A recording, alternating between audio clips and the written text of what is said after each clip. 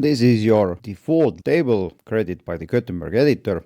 And as you see, when you create it, it doesn't have too much options. It has only a couple of options here, some styling options, and that's basically it.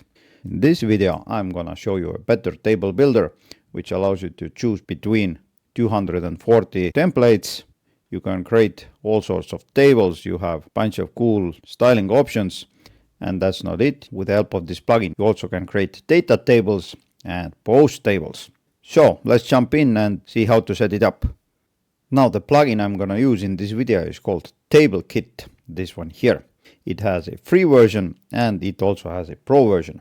In this video I'm gonna use the pro version. Now when the plugin is installed, there is nothing for you to do. Just open up your site and search for a table builder. You'll see you have three options: table builder, data table, and post table. Let's start with table builder. When I select it, now you'll see that I can either choose between templates. You can filter them on the sidebar here. For example, maybe you want to create a pricing table, then you'll see there are 19 pricing tables here. In order to use it, just import it and you're done. There is also a search option for you up here. I'm gonna skip the template part. Instead, I'm gonna start with a blank one. So first, whether to display the header or footer, yes, let's leave them on. I'm gonna create 3 columns and 7 rows. Let's create the table and you'll see that there is a header, there is a footer. Now on the right, you'll see all the settings for this table builder block. If you change your mind and you want to disable header, then just deactivate this one here, same with a footer. Now you can enable sorting. It works on the front end. You can set the cells to fixed width. If you don't want it, deactivate. And later I'm gonna show you how to create custom width for table cells. Border collapsing. This is not collapsed. This is a collapsed version. If you would like to add the caption for the table, then activate this one here. I don't like it, therefore I'm gonna deactivate it. Okay, let's add some random data here.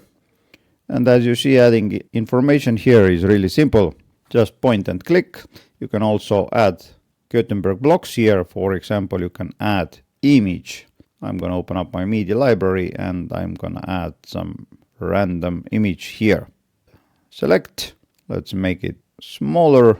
I can also drag it here and add some other information here. Easy peasy.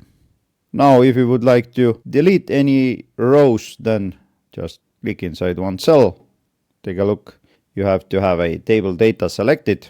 Now click here and just delete the row. If you want to add a row, same thing. Insert row before, insert row after. Insert column before, insert column after, or delete column. Just delete the row and done. If you messed up something, then use undo button and you can revert it to the previous state. If you need to delete something, then just delete. Now let's take a look at the right side. First, I'm gonna select table builder. These are the settings for the whole table. Styling, alignment left, center, right. I'm gonna set it to center. Typography options, background options, for example, table background as orange. I don't like it. I'm gonna leave it as it is. Border color. Let's change the border color to lighter version. Yes, much better. Next, header background color. Let's set it to black and color of the header is white. Can't get any easier than that, isn't it? You also have column options. Just add style for item 1, select column, quantity, color, orange if needed. I don't like it. Therefore, let's set the background color for this column to blue. And text color may be white. Yes. Same options for the footer. And you can also customize cells. For example, I'm gonna undo these customizations here and I'm gonna add a background color for odd cells to this light gray. Maybe this one here. Yeah, a bit better. Caption options. I don't use captions, therefore I'm gonna skip it. Next, you can freeze tables, enable freeze. You'll see it becomes scrollable and some additional styling options for it. I'm gonna disable the freezing. Next is conditional formatting. Add item, select column, and now you can set the conditions. If the column contains 30, then the text color is red. And as you saw, it changed immediately inside my table. Or if you prefer, then instead of changing the color, you can also make the background color to be, for example, black. And in a similar way, we can select that text color is gonna be white when the quantity contains 30. This way you can set the conditional formatting logic here. Next one is resizer, which allows resizing table columns and rows in the editor. And under the advanced, you can add your own additional CSS classes.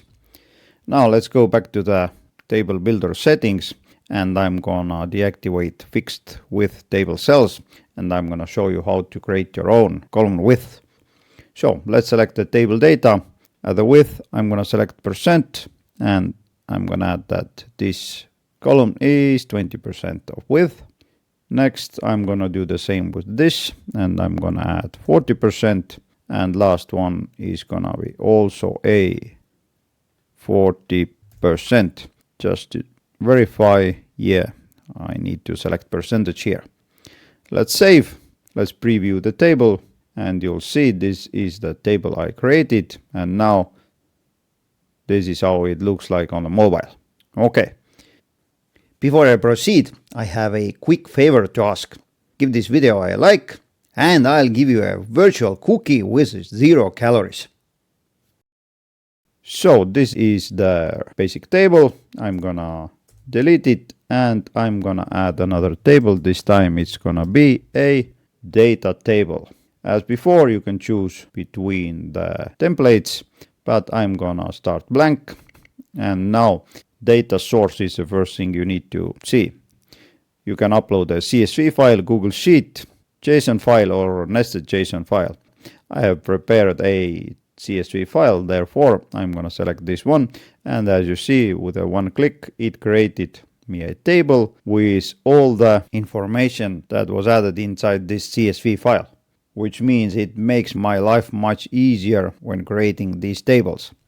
Now under the settings, once again I can enable or disable a bunch of stuff. Now we have a pagination option. This is the pagination down below here. How many rows per page? That is this selection down below here. Results, that is this showing 1 to 10 out of 17. Pagination control, enable search on top, enable individual search, enable export button, this one up here, enable sorting, you'll see the sorting options here. Once again, fixed width for table cells, border collapse, and caption. Now you can customize the search icon and placeholder text. For the pagination, you can change the icons if needed. You can set the default rows amount, for example 20 or more, pagination range, and content info. Now, if you would like to exclude any columns from this table, then you can select a column. For example, maybe I don't want this column to be displayed. I'm going to exclude it, and you'll see it's removed from this table. It's a really nifty feature.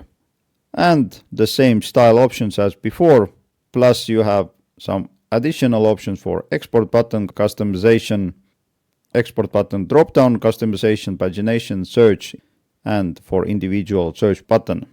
Under the advanced, you'll see the same options as before. Now, when you save it and take a look at your website, you'll see this is your table. You can search, for example, let's search for cloud, and you'll see it's instant and really fast. Looks great, and you can export as CSV, full CSV, Excel, or PDF file. You can also print the table. Let's clear the search. Let's sort them. As you see, works very well. Okay, this was the data table. I'm gonna delete it, and I'm gonna show you another one. This time it's a post table. Let's start with dummy data. I can select post type here, whether it's post, page, and so on. I'm going to select products because I want to show you WooCommerce products inside this table. Just as a quick remark, in order to create a product table, you need to have a WooCommerce installed and you need to add products. Otherwise, there is nothing to display here. What else you can do is you can select the taxonomies. Maybe you would like to display only specific products from specific categories. Well, we can do that. Let's display only products from the albums category. Product type, all products and other product types. Ordering options, products per page, number of posts to display, offset, and so on. Next is column settings. Inside the first column, you'll see it's a product ID. I don't want it to display me the ID. Instead, I want it to show me the product image. I'm going to change the label to image. Next, image size. It's going to be a thumbnail. If I would like to add extra fields, then I can do it here and add maybe a product title down below. At the moment, I'm gonna remove it. If you would like to clone items, then this is the button here. You can also rearrange all the information here. I don't need this date column, therefore, let's take a look whether there is something else I can add. Maybe add to cart button instead.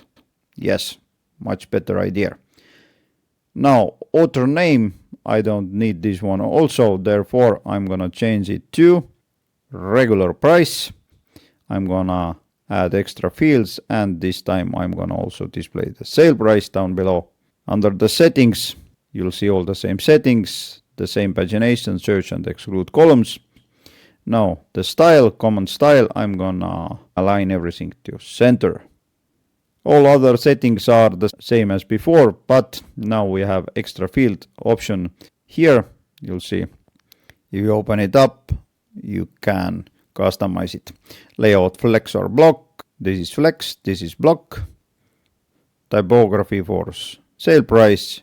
Let's set the weight to 500. Sale price color, maybe this one here. What else do I have is a cart button. Let's change the background and use this color here. Yeah, great. So let's save, open it up. You'll see this is my product table. Now what you can do, you can change the quantity here and you can add the product to the cart and you'll see it's added to the cart. I can see that 4 products were added to the cart. Just to test it one more time, let's add something to the cart. These are disabled because the products are out of stock. Okay, I added it to the cart and it's here. Great. So this is the posts table. You don't have to display products here. You can select between all sorts of post types your site has. And there you go. This is a table builder blocks for Gutenberg. If you need a good plugin for creating comprehensive tables on your site, then this is a plugin you should try. Wait! If you find this tutorial helpful, then press thumbs up, this one here. And take a look at this side of the screen. It contains 2 good videos. I think you may find them useful. Meanwhile, take care. Bye.